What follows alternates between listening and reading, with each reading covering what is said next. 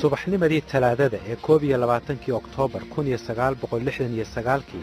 saacadu markay ahayd 3 aroornimo waqtiga Muqdisho kuna beegnayd 24 saac kadib aaskii madaxweyne Cabdirashiid Cali Sharmaarke ayaa ciidamada militariga iyo kuwa booliiska iskaashanaya waxay qabsadeen dhismayaashii muhiimka ah ee dawladda ee ku yaalay magaalada Muqdisho waxay la wareegeen idaacaddii Radio Muqdisho iyo jidadka waaweyn ee ka baxa ama laga soo galo magaalada haddaba maxaa soo dadejiyay afgambigan sidee ayaase loo qorsheeyey aynu dib ugu laabanno sanadkii 1967 iyo doorashadii madaxweynenimada Soomaaliya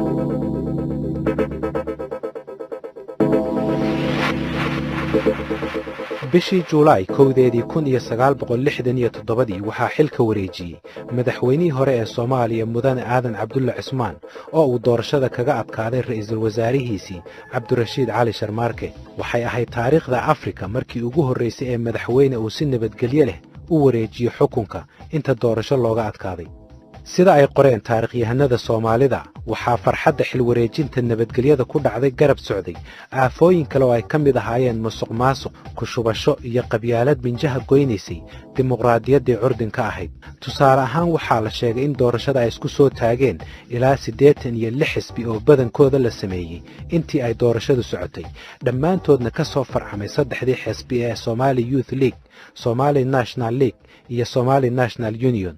Cusmaan Maxamed Jelle waxa uu la shaqaynayay wasiirkii arrimaha gudaha Yaasiin Nuur Bidde oo qaabilsanaa doorashada waxaana uu ku sugnaa taliskii booliiska oo lagala socday doorashada waxa uu iga sheekeeyay musuqmaasuqa doorashada ee uu isagu indhihiisa ku arkay waxaan goobjoogaha waxyaabihii dhacayay oo abashuurina oo goobaha codbixinta ka imaanayay haddaan tusaalaga kuu soo aado Yaasiin Ulxasan Allah u naxariistee degmada Jariima la yidhaahdo ayuu gaalkaayo ka gooyey si mataqaanaa fusti gooniya loo siiyo waxaa doonay inuu iska garab xikaxo nima alaaba ahaayeen aada xuseen gusaa la dhihi jiray ninkii iyo dadkii u batay intii anay magaalada gaarin ayaa amar lagu siiyey in anay magaalada soo geli karin si kastoo ninkii u dacwooday taal buu noo soo diray waa noo yimid guddigii baa ka fadhiyey haddee wasiirka gudaha ayaa noo ah guddoomiye waana ninka meeshiinu kadib ka soo geli doonayo sababa baad la socotaa in loo digay baydhabo inuu xataa liiskii doorashada gudbiyo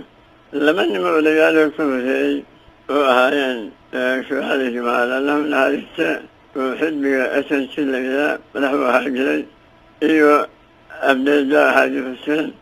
iyagana waxa ay go'aansadeen inay soo gelin baarlamaanka taasoo kaliftay inay axdaabtoodii laba meelood ka kalaxaan Abdullah Xaaji Xuseen waxaa laga rajaxay Galoowe iyo Galkaayo haddii meel loo adkaado sidaanu meesha kale u siigin shuhada Jamaalada beledweyne iyo Buulaburto qodobkan musuqmaasuqa waddanka ka jiray ayaa haddaba noqday kan ugu weyn ee gundhiga u noqday inay isku yimaadaan koox saraakiil militari iyo booliis ah oo ay damcaan inay talada waddanka la wareegaan waxay ahayd arrin ku qancisay saraakiishii inaysan dimuqraadiyad wanaagsan aysan ka jirin dalka sida uu sharaxayo Axmed Suleymaan Cabdalla oo ku magac dheer Axmed Suleymaan Dafle waxa weeyaan horta dimuqraadi kama jirin waxay ahayd fawda waxaanay ahayd qabiil waxa keenay 88 bay ahaayeen sidaan anagu tirada ku ognahay xisbi waxay 88 qabiil bay ahaayeen nin walba intuu geesiisa isu taagay iyo qabiilkiisii la baxay oo uu doonay inay doortaan waxay noqotay inaynu dib u soo eegno sidii aynu baadiyaha berigii hore aynu ku ahaan jiray oo inagii aynu iska horjeesano oo dagaalano waa gartay wax yar iga tilmaan marka dhibaatooyinkii jiray markaad hoos u sii gasho xilliga ka hor intaan militarigu talada la wareegin dhibaatooyinku waa badnaayeen waxa weeyaan horta budgetku wuxuu ahaa 290 milyan buu ahaa wuxuu fund u isticmaalay caynkaas ah oo wax la yiraahdo political fund 54 milyan baladaday oo aan wax allaale waxay dawladdu qabteen wax allaale waxay tacliin u qabteen wax allaale waxay meel u qabteen aanay jirin rag uun la siiyey uu isagu siyaasiyan maaragta wax kaga doonayay. waa ra'iisul wasaarahaasi waa kii waa ra'iisul wasaarihii markaa ugu dambeeyey sugaramis gacanka horti maxamed ibraahim cigaal. ministerada qaar bacaankaas ahaa ministerka daakhilka ahaa oo isna fankiisa lahaa oo ama yani si baas wuxuu isticmaali jiray sugaramaysid. haddaba cidda iska lahayd fikradda hore ee ah in afgembi la sameeyo iyo goorta ay fikraddan dhalatay labaduba aragtiyo kala duwan ayaa laga qabaa umana badna in barnaamijkani xalliyo kala duwanaanshaha fikradeed ee arrintaasi. waxaase saraakiisha badankooda ay isku raacsan yihiin in fikradda in isbeddel awoodeed uu ka dhaca soomaaliya ay bilaabantay wax yar uun kadib doorashadii 1967. cabdi warsame isaaq ayaa ii sheegay inuu ku jiray 7 sargaal ee ugu horraysay ee ay ku dhalato in inqilaab waddanka laga sameeyo. saraakiishii uu magacyadooda ii tiriyeyna kuma jirin taliyihii ciidanka xoogga dalka sarreeye gaas maxamed siyaad barre. anugu sarkaal baan ahaa marka taliyihii waxaan ahaa gaarsoonka oo kismaayo ciidamada kismaayo degan ayaan madax u ahaa. sidee baad ku ogaatay in afgembi uu dhacayo ka hor intuusan afgembigu dhicin? aniga naftarkayga ayaaba abaabulka maaragtay ku jiray oo sameeyey dhalinyaro oo kooban oo saraakiil ah ee meelaha kala duwan maaragtay joogay ayaa maaragtay isxilqaamay. marka waa is abaabulnay annagoo dhowr aniga aan ka mid ahay oo kula hadlahay ismaaciil calawkor axmed saleemaan cabdalla maxamed cali shire maxamed cumar jees cusmaan jeelle muxuu ahaa aniga haddee waa ku jira cabdi warsame isaaq. aniga bilowgii hore waxaana ilaa 7 maartay maxamed siyaad barre mayd ku jiray odiga xogo markii dambe oo howlaha maartay ay soo yara shacbaxayeen qasab bay ahayd maartay muxuu ahaa annagoo meelo badan fiirinay inaan maartay muxuu ahaa asaga maartay aan la kaashano sababta waxa way saad ogtahay inqilaab mar maartay wuxuu dhacay 1961kii xasan keyd uu hogaaminayay waqooyi ka dhacay marka inqilaabkaas waa fashalay sababihii uu ku fashalina marka waa tixgelinay sida daraaddeed waxaa laga maarmaan ahaa taliyaha xoogga dalka inuu howshaas ku jiro. horjoogihii kooxdaasi ka koobnayd 7 sargaal ismaaciil cali abakar oo haatan ku nool magaalada hargeysa ayaan isku dayay inaan ka xaqiijiyo fikradda cabdi warsame isaaq. hase yeeshee waxa uu diiday inuu barnaamijkani ka qayb qaato. waxaase uu igu yidhi oon ka soo xiganayaa dadku waxay u qaybsanaayeen kuwa fikradda iska lahaa kuwa abaabulka lahaa iyo kuwo kale oo lagala kaashaday fulinta inqilaabka. cusmaan maxamed jeelle oo ka mid ahaa raggaasi 7 ah ee uu xusay cabdi warsame isaaq waxa uu ii sheegay in inkastoo ay xusuusta cabdi warsame isaaq sax tahay haddana aan meesha laga saari karin inuu afgembiga fikirkiisa ku jiray sarreeye gaas maxamed siyaad barre laftiisa. cusmaan maxamed siyaad anigu habeen baa marka gaarigiisa ugu waaday wuxuu doonayay habeenkaa bal in heshiis gaadno meel ku ogaada mawqifkiga ah in dalka laga sameeyo fican. waxaan aadnay ilaa daafeed baanu tagnay waa ka nimid magaalada nimid waa gudubnay balcad baan tagnay waa soo laabanay isbitaalka laasiraki markaan agmarayno oo intaa uun dhibaatada jirto oo dalka taagan iga sheekaynayo kuna dhici laayahay inuu wiilaana ilaab samayno ayaa waxaan fuyda taliya aawna waxaad lahayd dalkaa sidaan uma eegi karo xalna iima aadan sheegin maxaad xal haysaa waxba kama abee wuu ka gaabsaday inuu afka ku dhufto aan afgembi samayno. anigu ugu soo celiyey 2 jeer maxay kula tahay anaa marka fu'iyey inaan afgembi samayno ayaa 2 man aad buu intuu farxay xoogaana isyahay geesiya ayuu u yaalay saraakiisha xagga laga keena waadog sabaaba'aan iyo musaasiyaalkaa bi'iyey dibadda musaasku ku xiran yahay innaga inuu daabaanaysadaa filan la keene fikradda adigu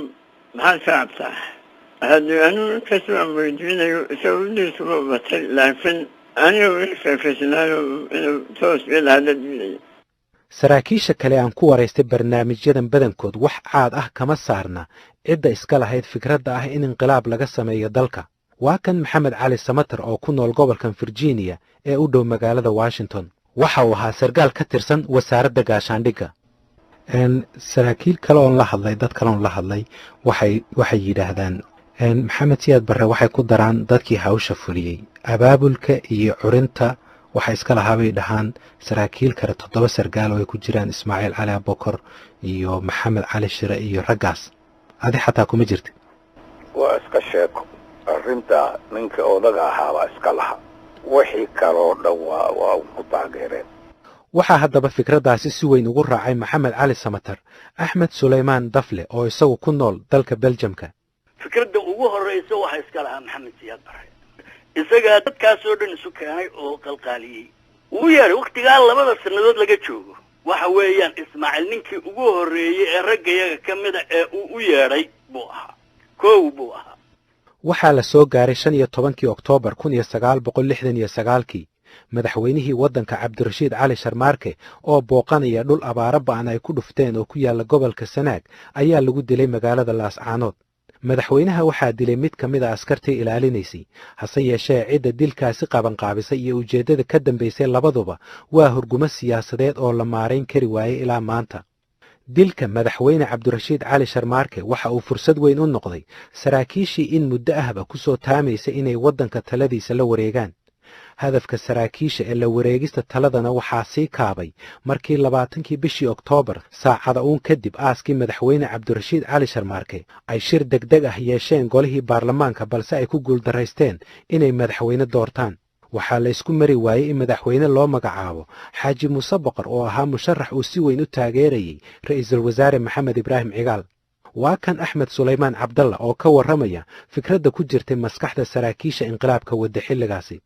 dilkii way ku baagantay ama ka faa'iideysa ha noqoto ama wax saxid ha noqoto soo garanaysid wax saxid baanay ahayd maalintii waa la isdil lahaa haddii maxaan ku idhaha Soomaaliya la yidhaahdo waxbaa la dooranayaa baarlamaanka gudihiisa la isku leen lahaa saraakiisha militariga iyo booliiska isugu jirtay waxay go'aansadeen in habeenkaasi ay fuliyaan qorshihi ay muddada sanooyinka ah soo maleegayeen Maxamed Cali Samatar ayaa ka hadlaya xusuustiisii markaasi iyo jawigii ka jiray magaalada Muqdisho kusoo bood ma suuroobayso xukun baa la wareegaya oo dhibaatadiisa leh oo mushkilada laga hor imaan karo oo khasaare iyo dhiig badan oo daato dhici karo waxaas waqtigaas ugu soo aaday waxa weeye xukunkii dalka waxaa dhacday faaruq madaxweynihii waa dhintay madaxweyne cusub lama dooran waxaa habeenkaa loogu aadiyey waxaa waaye berri waxaa dhici karta in la doorto madaxweyne cusub oo markaa ay noqoto madaxweynaha cusub in eed laga galo sidaa aawadeed wakti uu jiro faaruq xukunkii ayaa lagu beelay waxaan joogay taliska xoogga dalka Soomaaliya oo markaas xerada Afisyoona ku yeelay waxay ahayd maalintii la soo aasay madaxweynihii dhintay Cabdirashiid Cali Sharmaarke dabadeedna ragganagii arrimahaas ku jiray oo maamulkaas iyo abaabulkaas ku jiray waan iska aragnay waxayna nagula haboonaatay in habeenkaas la fuliyo hawshii qorshaysnayd subaxnimadii hore ee talaadadii 21 Oktoobar saacadu markay ahayd 3 subaxnimo ciidanka iyo booliiska Soomaaliya waxay la wareegeen gacan ku haynta goobaha muhiimka ah sida dhismayaasha dawladda idaacadda Radio Muqdisho jidadka soo gala iyo kuwa ka baxa magaalada Cabdi Warsame Isaaq ayaa ii sharaxay sidii ay arrintaasi u dhacday gudoomiyihii markaa baarlamaanka Sheekh Mukhtaar baa maartay siihayaha ahaa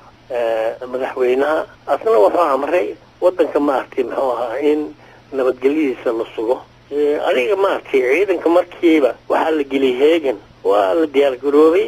in meelaha loo dhiibo rag dhalinyaro oo anaga fikirkeena maartay wata taangiga muxuu ahaa diyaar buu ahaa kulli meel raag la yiraahdo dekada agteeda diyaar bay ahaayeen ciidamada waxa la maartay xalanahaas iyo meesha maxay ahayd hiil weyno ayayna commanders ku deganaayo wixii oo dhan diyaar baa lahaa marka nin hadda taariikhdiisa weli ay wax ka dhameeyeen oo hasanaad gabayr leeyahay ayaa maartay ahaa abaabulka hogaanka abaabulka joogay aniga ku xigeenkiisaan lahaa waxaan u dirnay maartay jeelle iyo Cusmaan Jeelle haddana ku sheegay taangiga muxuu ahaa gabayr iyo group kale iyo kullina ay operationkii maartay ayay kormeerayeen hawsha si u socdeen booliiska waxaa madax u ahaa qorsheel baa madax u ahaa qorsheel maxamed siyaad ay wada socdeen habeenkii oo dhan adiga saacad 9 saac markay tahay ayaa loo sheegay waxaa la yidhahay qorsheed ma raacaysaa mase waa dhinac kale aadaysaa marka waxa yidhi war ma laga horsatee meeshii taliska booliiska ahayd iyo meel sarandi la yidhaha sarandi oo ciidamada daraawiishta ay deganaayeen iyo waxaas oo dhan maaragtay muxuu ahaa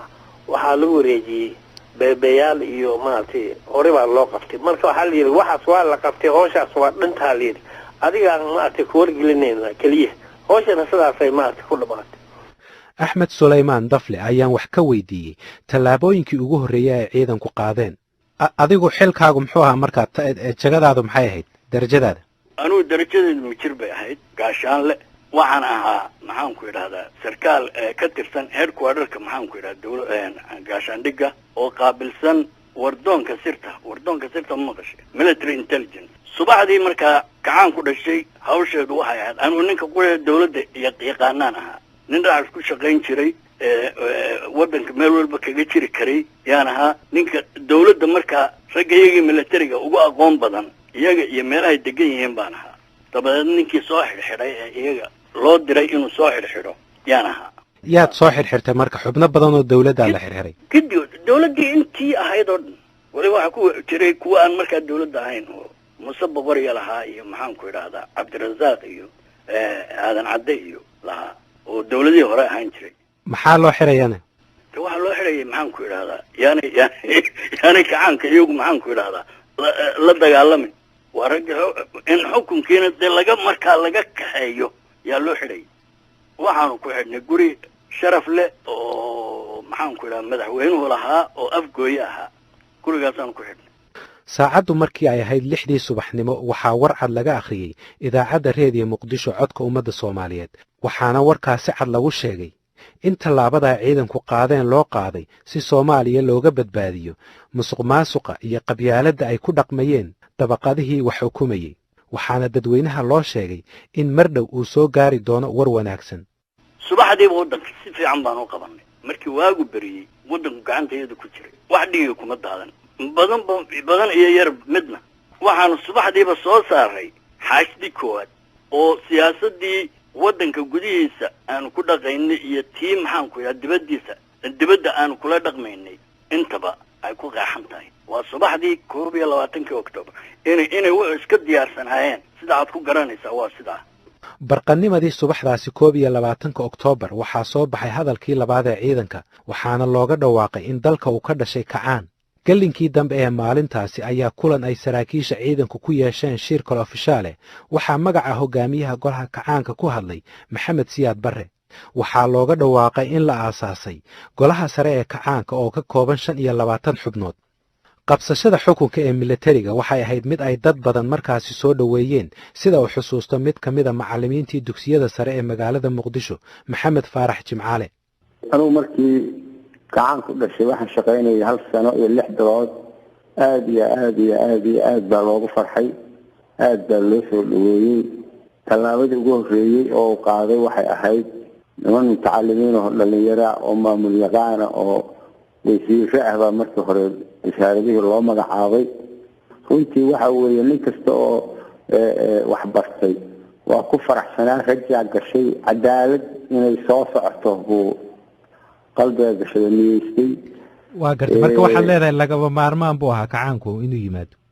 ilaa waxay ahayd khasab bay ahayd laga maarmaan buu ahaa ubax baa meel walba rag dumar caruur oday nin walba ubax buu la soo kacay rag in laga qabto nin walba oo Soomaaliya raali buu ka ahaa dhibaato yani ay jirtay 9 sano yani wax cadaalad xumo ah oo aan loo adkeysan karin baa dadku maray dadka qaar waxay yiraahdaan dimuqraadiyad curdina oo koraysi ayaa wadanka ka jirtay hadii uusan kacaanku iman lahayn maanta Soomaaliya wadan ka bedelan buu noqon lahaa kan oo hadaya ma run maaha waxa soo socday anarkii baa soo socday hoos baa loo socday yani xageeba taafajadu mar haddaan doorashadii aysan ahayn cadaalad ahayn wax la dooran karin mar haddaan qofku inuu aqoontiisa ku talageli karin inuu shaqo raadsado wax rijaahoo soo socda oo runtii maaragtay dhinaca demoqraasiyadeed iyo dhinac maamul iyo dhinac cadaaladeed iyo meelna wax walaayay kama soo socon runtii habeen iyo maalin mudaharaad baa ku jiri jirta dalalka deriska la ah Soomaaliya iyo beesha caalamka inteeda kaleba gaar ahaan labadii quwadood ee markaasi jiray waa Mareykanka iyo Midowga Sofiyeed si taxadar leh ayay u fiirinayeen isbeddelka dhinaca awoodda ee ka dhacay Soomaaliya dhinaca siyaasadda dibadda golaha sare ee kacaanku si dheer ayay amuurtaasi uga hadleen warkii caddaa ee ka soo baxayna waxay ku sheegeen inay raaci doonaan siyaasad meel dhexaad ah iyadoo xiriir saaxiibtinimo lala samaysanayo wadamada dunida golaha sare ee kacaanku waxa kale oo warka cad ay soo saareen ku sheegeen inaysan faragelinayn arrimaha gudaha ee dal kale balse ay si muuqata u taageeri doonaan halganada dhaqdhaqaaqa xornimo doonka ah ee ku jira gacmaha gumaysiga hadalkaasi dambe ee ay soo saareen golaha sare ee kacaanka waxaa nuxurkiisu ahaa in golaha sare ee kacaanku ay yabo toos ah u fidinayaan laba urur oo sheegay inay u dagaalamayeen dhaqdhaqaaqa xoreynta Soomaalida labadaasi ururna waxay kala ahaayeen WSLF iyo ururkii la oran jiray ololaha xoreynta NFD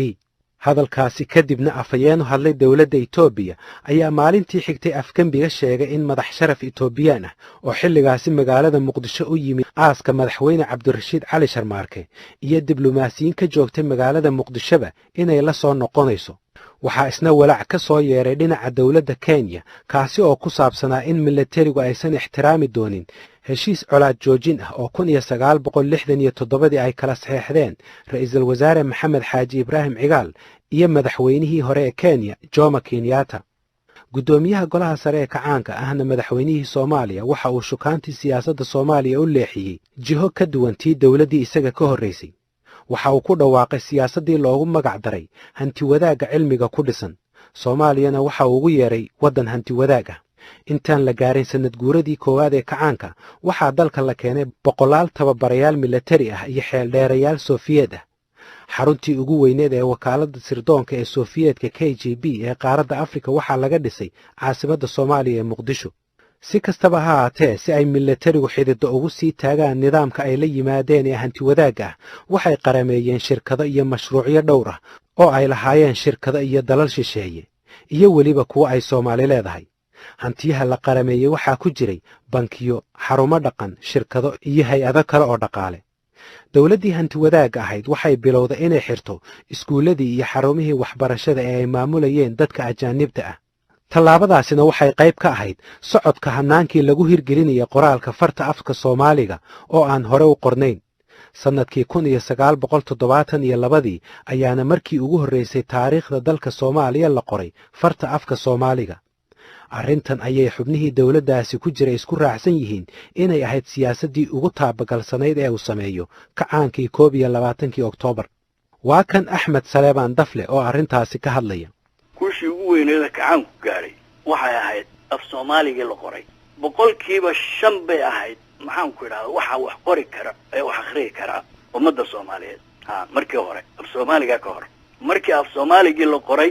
ummadii wax qoraysay ee Soomaaliyeed waxay noqotay boqolkiiba 27 waa sanado yar gudaheed baynu sidaa ku noqonay oo ku gaadhnay waxa layna siiyey maxaan ku idhaahdaa prizes baa layna siiyey World Prizes UNESCO Prize of Literacy waxa layna siiyey Shah Prize of Literacy boqorkii Shah bixinay Iran isla sanadkaasi madaxweyne Maxamed Siyaad Barre waxa uu Soomaaliya ku daray ururka jaamacadda Carabta abaalgudna waxaa looga dhigay taageero badan oo lacag ah 2 sano kadib 1974 waxaa dawladda Soomaaliya ay martigelisay kalfadhigii 11aad ee dalalka Midowga Afrika waxaana madaxweyne Maxamed Siyaad Barre uu noqday gudoomiye sanadeedka ururka Midowga Afrika OAU muddadii uu xilkaasi hayayna 2 wadan oo Afrikaan ah oo kala ah Angola iyo Mozambique ayaa xornimo ka qaatay gumaysigii Boortaqiiska dawladdii hanti wadaagga ahayd waxay bilowday inay xirto iskuuladii iyo xarumihii waxbarashada ee ay maamulayeen dadka ajaanibta ah tallaabadaasina waxay qayb ka ahayd socodka hanaankii lagu hirgelinayay qoraalka farta afka Soomaaliga oo aan hore u qornayn sanadkii 1972 ayaana markii ugu horeysay taariikhda dalka Soomaaliya la qoray farta afka Soomaaliga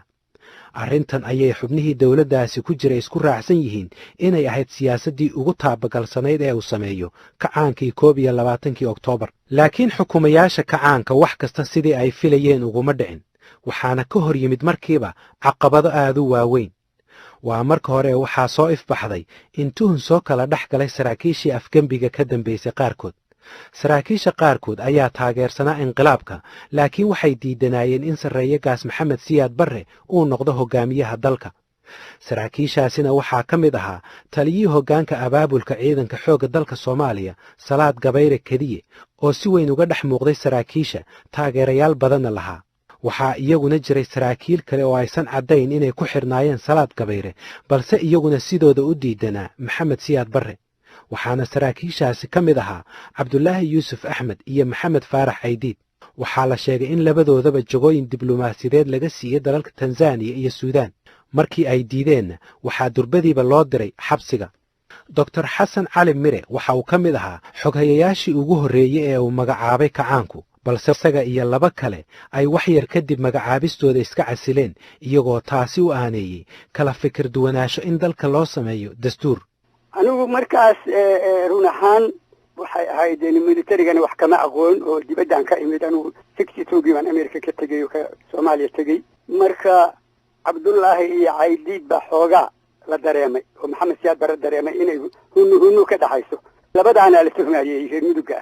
labadii wuxuu ka dhigay aqalka inay ka bixin markuu qabtay. 5 nin oo ministerada markuu naga dhigay baan u tagnay isaga. war hadeer hanugu furfurin yani military waqtiga magaalada inta leeg lagu diriro in nimanka xalka siida guriga leedahay ka bixin meeshan iyo kan iyo nagama maqal. dabadeedna hadee sidii baa lagu kala tegay. Caydiid Allah naxariista aqalkaygu igu yimid isagoo nin la socda oo waa kugu mahadnaqayaa inaad xalay la hadasheen Maxamed Siyaad Barre. anigu keligay ma ahayn baan waa u sheegay, laakiin hadee heshiiskii waa adiga idinkana waa idin leenahay inaad dagaal iyo rabshad iyo inaan isdhexgelin. haddaba madaxweyne Maxamed Siyaad Barre waxa uu u arkayay in halista weyn ay ka imanayso dhinaca Generaal Salaad Gabayre. Cabdi Warsame Isaaq ayaa xusuusta khilaafkii jiray sida uu kacaanku u arkayay xilligaasi. Salaad Gabayre waxaa tiri taariikhdiisa waxbaa ka dhiman, maxaad u tiri hadalkaas? waxaan u yidhi waxa weeye grouping ayaa maaragtay ka yari jiray jeeshka dhexdiisa. marka nimankaa waxay ahaan nimankii markii Maxamed Siyaad iyo darajada laga reebo ragga ugu darajo waaweyn bay ahaayeen. xooloona waa isbadaayeen, saraakiil oo yara darajo hoose ayay noo arkayeen. guddi bay sameeyeen. guddigii markay sameeyeen guddiga waxaa madax u ah Cabdulaahi Yuusuf iyo Caydiid ayaa madax u ahaa.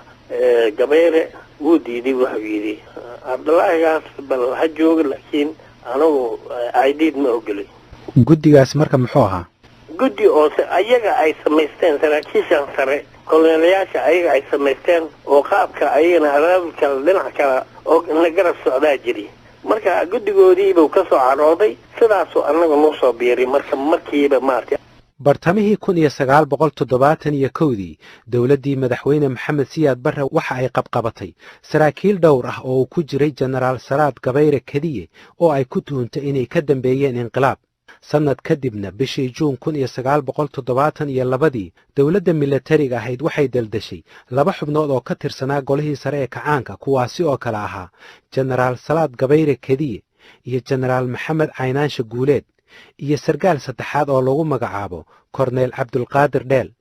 Generaal Salaad Gabayre waxaa si weyn loogu eedeeyay inuu inqilaab abaabulayay. Cabdi Warsame Isaaq ayaa iiga sheekeeyay wixii dhacay.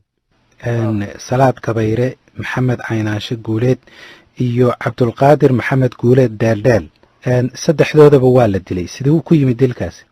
wallahi kulay hay'adihii oo nabadgelyada markaas already maartay muxuu ahaa nidaam baa dhashay, dawlad baa jirtay, qolooyinkii security iyo wixii oo dhan baa maartay muxuu ahaa yani howlahooda maartay muxuu ahaa yaa shaqaynay. marka aniga horta waxaa iiga xogogaal fiican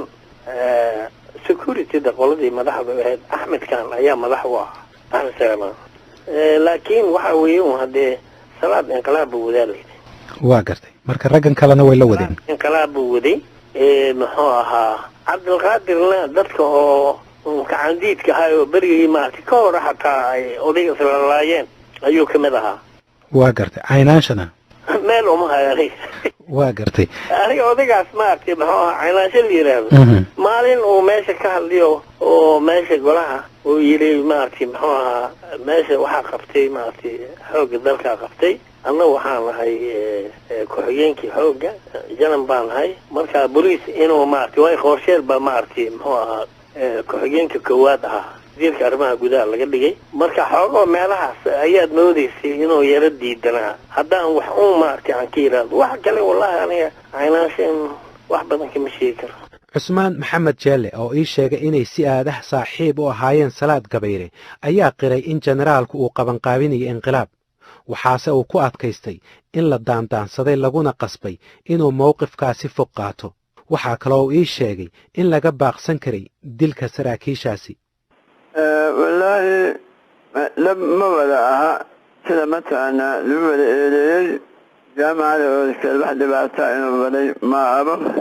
abdulaadir dheelna maba ahayn golaha maxamed caynaanshe isaga nafsadiisa wax abaabula ma gelin Salaad Gabayre allah dhammaantood u naxariistay waa jirtay inuu abaabul galay laakiin isweydiintu waxa weeye maxaa ku kallifay Salaad waa lagu kallifay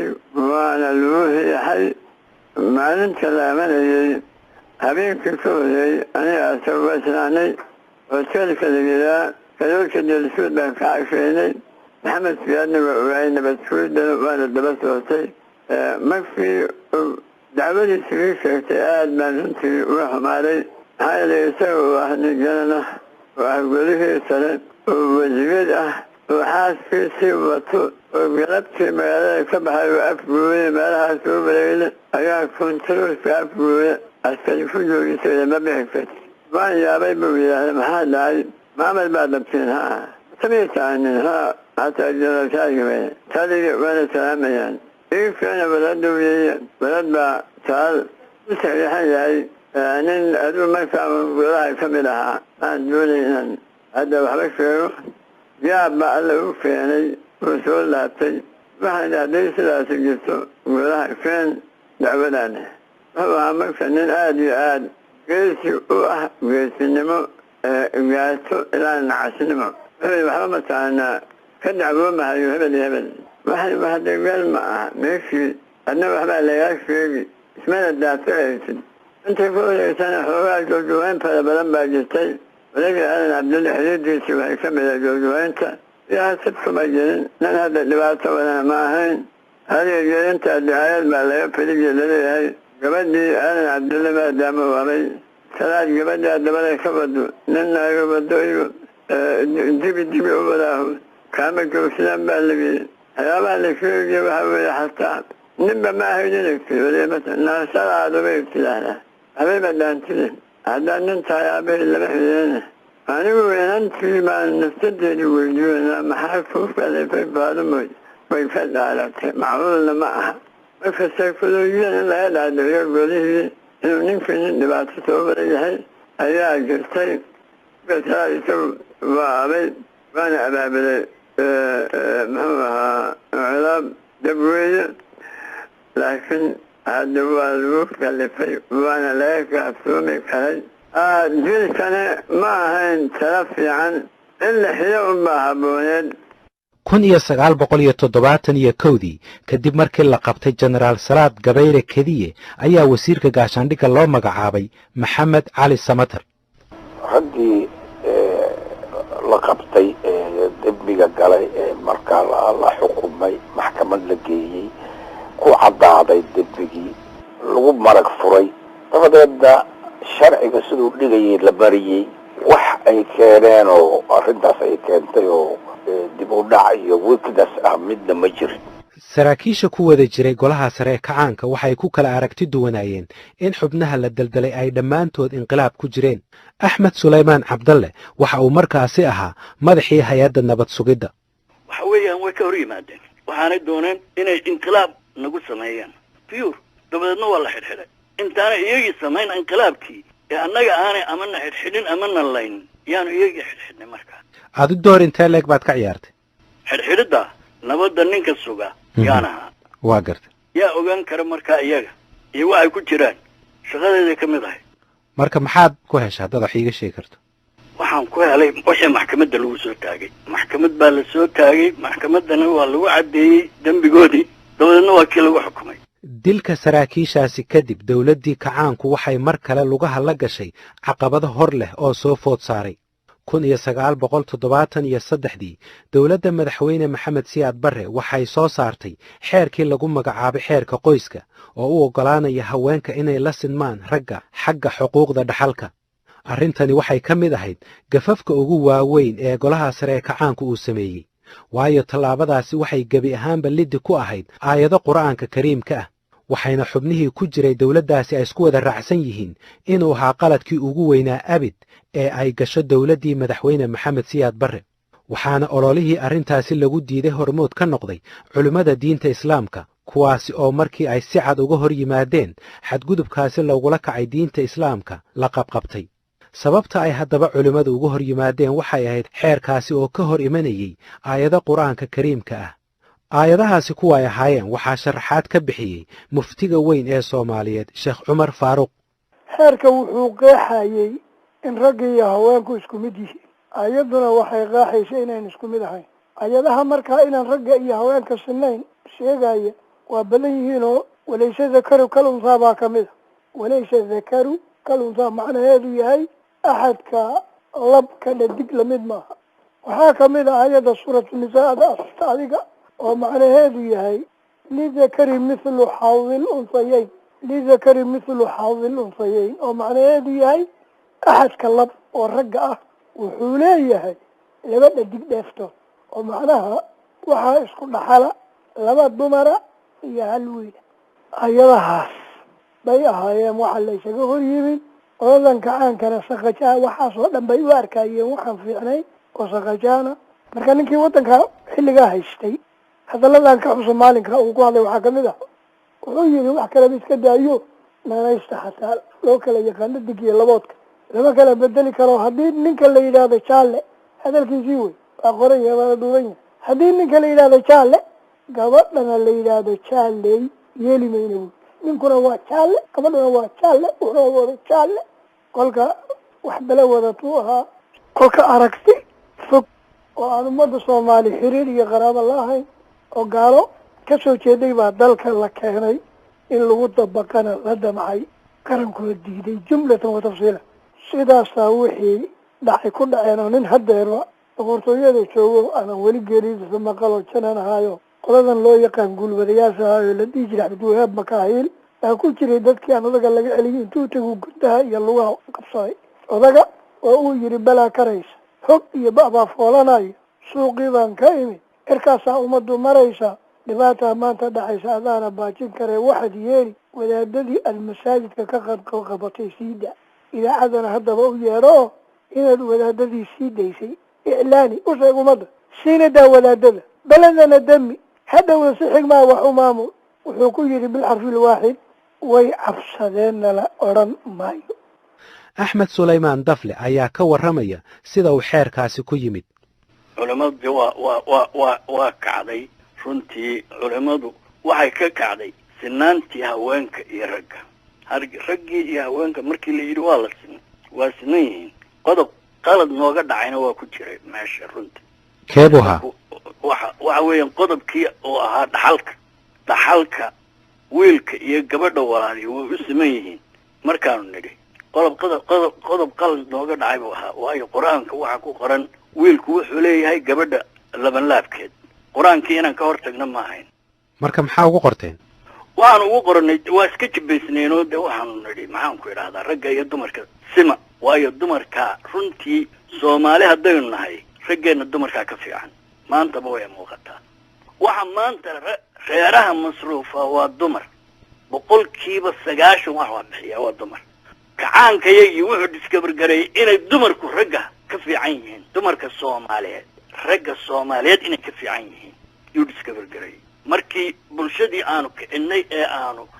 hanuuninay aanu nidha aynu shaqaysano ee shaqo loo dhaqaaqay dumarkii inay ka fiican yihiin markaasaanu nidhi dumarku ragga waa la siman yihiin markaasaa wadaadadii nagu kicin cusmaan maxamed jeelle waxa uu iga sheekeeyey in madaxweyne maxamed siyaad barre uu uga digay xeerkaasi balse taladiisa la dhagaysan waayey dadweynuhu waxa uu doonayo inaad samayso ayaa habboon wax badan baan kala hadlay saaxiibkay maxamed siyaad allahu naxariiso waxaan idhi xoolo badan oo hadda la dhexlaa Soomaaliya magaaladiina dhibaato aan u abno hadda ma taqaana baahi aan u abnana ma jirte dhibaatada ay Kenya ka badan haddii diin ahaan aanan yeelaynin alalaal danteena dowlad ahaan ma aha arrintan aleego ilaahay dadka abuura ayaa og waxa ayadu ku dhamaanaysaa qofkii diido xuduudka ilaahay soohdin buu dhigay soohdintaan ninkii ka gudbo dhibaatuu la kulmayaa waxaweye fallaad howli meeshaas waa inoo dhacday inkastuu anigu ilaahay mahadii ka mid ahayn intii ogolaatay ama goobjoog aan ahaynoo dibadda ku maqnaay haddana dhibaatadeedu aniga ii badneed oo degdeg soo gelinta laygili wafdi laygu dheelayay ka soo dhaadhicin bal calamaha iyo dalalka muslimka wax laga dhaadhici karo anay ahayn waa xusuustaa intii laga duulaya waxaan la-aday ciddii go-aamisay ayaa ay gas tahay inay ayadu usoo sheegto dadka ka xanaagsan waan xusuustaa in saaxiibkay ahayo ama haddaan tilmaamaba axmed sulaymaan oo saxaabadeyda ka mid ahaa ayaa ku cadfaysay wuxuu waxaan ismaan ahayno inaga bixinaya amaanta ma jiraan weli waan xusuustaa maahan isagoo hadduu xusuusaya haddii kale ilow inuu tagaa markaan xoogaa diiday oo axmed siyaad inuu soo dhaco labaad 1975 waxaa mucaaradada ay kala hor yimaadeen xeerkaasi qoyska fagaare loogu toogtay 10 ka tirsan culimmada Soomaaliyeed oo ka mid ahaa culimmadii la qabqabtay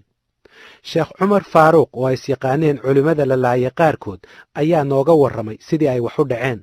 halkii markaa wuxuu noqday odaga amar buu bixiyey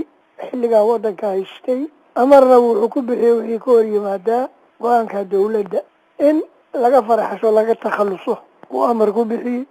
markaa sheekh ibraahim suule iyo dhowr sheekh ayaa la xirxiray masaajidii baa laga khudbeeyey oo xamaasaa lagu khudbeeyey oo waxaa kacday gadood ama dareen heer sare ah culammadu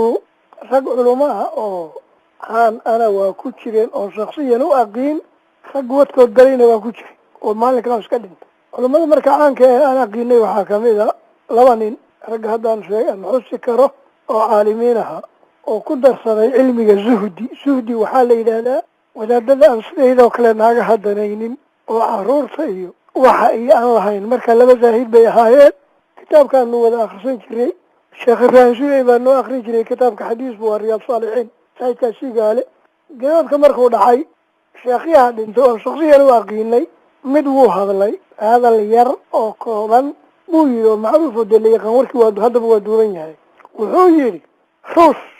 iyo soomaali wax ka dhexeeya ama kulmiya ma jiraan ruus waa gaaluu yidhi soomaalina waa muslim buu yidhi ruus waa caddaan buu yidhi soomaalina waa madow buu yidhi yurub weeyu ruus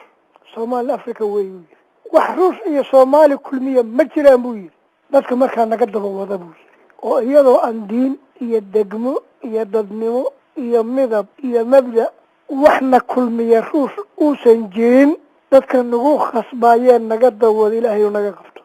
nabad sugidii wixii baa joogto beledu waa foolanaysa sheekh intaasuu yidhi dhan baa la yidhi sheekh kale isaguna sidaasoo kale ayuu xamaasa muujiyey 2 sheekh waa la qabtay culamo badan oo gadoodayna waa la qabtay sidaasaa wixii dhintay ay ku dhinteen maadaama waxoogaa laga soo wareegay inkastoon raggii aqiin sheekh axmed iimaan la odhan jiray wasaaradda waxbarashada ah raggii maalinkaa dhintay buu ku jiray sheekh axmed iimaan baa la odhan jiray dilka culimmadan iyo kii loo geystay xubnihii kale ee ka tirsanaa golaha sare ee kacaanka waxaa raadreebkoodu noqday in culimo siyaasiyiin aqoon-yahano iyo dad caadi ahba ay bilaabaan diyaargarowga mucaaradnimo lagala hortago maamulka madaxweyne maxamed siyaad barre waxa uu ka fikirayey tallaabada uu kaga hortegi lahaa mucaaradnimo lagala hor yimaado iyo sidii uu mar kale dadka isku dhinac ugu jeedin lahaa 1976 ayuu soo bandhigay hindise cusub oo ku talinaya in la dhiso xisbi talada haya oo lagu magacaabo xisbiga hantiwadaaga kacaanka Soomaaliyeed isla sanadkaasi ayaana qodobkaasi la meel mariyay waxaana lagu dhawaaqay dhismaha xisbiga hantiwadaaga kacaanka Soomaaliyeed